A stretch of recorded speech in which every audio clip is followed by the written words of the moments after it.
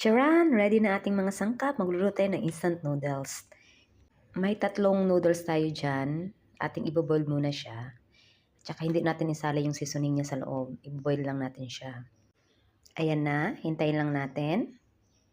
Hindi ko na nabidyohan na inano yung noodles. Lagyan natin garlic, onion. Nandun na yung crabs, carrots. Ayan. Mix natin. Yan, patis, seasoning, at toyo. Mga panlasa natin yan. Yan, mix. Andun na yung noodles. Lagyan ng noodles. Andun ang carrots. At maruli. Last na yung maruli kasi sabit lang yung maruli eh. Paghalo-haloin lang natin. At ayan, ang sarap niya. Konting mix lang kasi boiled na yung pansit, yung noodles. Ayan na, ready to serve. Sarap.